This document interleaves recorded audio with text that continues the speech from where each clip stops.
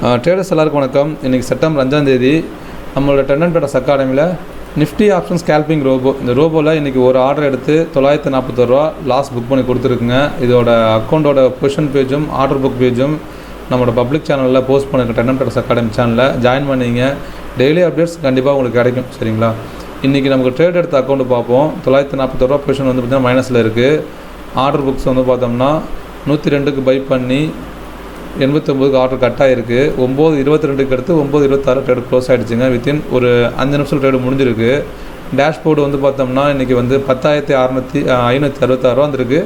இப்போ 9,505 ரூபா காமிக்குது. அப்போ இன்னும் 2 நாள் தான் எனக்கும் ட்ரேடு இருக்குன்னு நினைக்கிறேன். அதுக்கப்புறம் வந்து மார்ஜின் பத்தாது.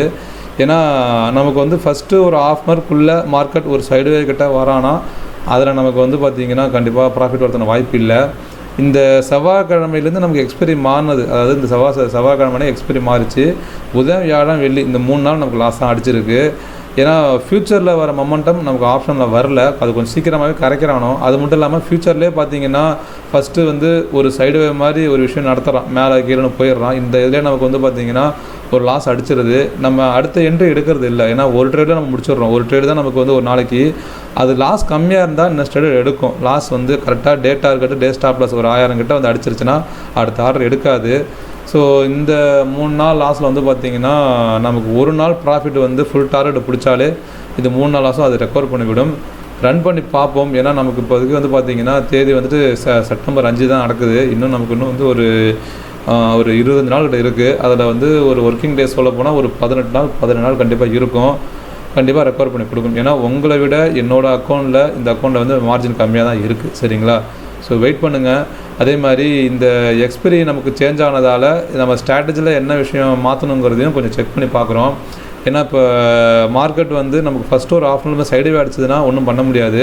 அப்புறம் இந்த மாதிரி ஒரு பெரிய மொமெண்டம்லாம் மேலே கீழே போகுதுன்னா இதை நினச்சி பெருசாக ஒன்றும் நீங்கள் மனசில் நீங்கள் எடுத்துக்காதீங்க. ஏன்னா நீங்கள் ஓனாக ட்ரேட் பண்ணியிருந்தால் கூட இந்த ஒரு ½ அன் ஹவர் மொமெண்டமில் ஃபஸ்ட்டு கேன்லேயே பிரேக் பண்ணாத இடத்துல என்ன மாதிரியான ஸ்ட்ராட்டஜி வச்சு நீங்கள் ப்ராஃபிட் பண்ணிருப்பீங்க அப்படின்னு கொஞ்சம் யோசிச்சு பாருங்கள். ஏன்னா நம்ம லாஸ் பண்ணதுக்கப்புறம் நடக்கக்கூடிய அடுத்த எல்லா விஷயமும் நமக்கு வந்து ஒரு ப்ரெஷர் கொடுக்கும், ஆல்ரெடா மிஸ் பண்ணிட்டோமேனு. ஆனால் இந்த இடத்துல நமக்கு வந்து ஒரு 3 ஆர்டர் போட்டு 3000 லாஸ் ஆயிருந்துன்னு வச்சிங்களேன். 4வது ஆர்டர் நம்ம எடுக்குமாங்கிறது எடுக்கிறதே கொஞ்சம் டவுட்டாக இருக்கும். அதனால் நம்ம லாஸ் அதிகமாக ரன் பண்ணலை. அதே மாதிரி இந்த மாதிரி ஒரு 1 ஹவருக்கு அப்புறம் ஒரு மொமெண்டம்லாம் நீங்கள் வந்து நினச்சி எதுவும் ஃபீல் பண்ணாதீங்க. ரன் பண்ணுவோம்.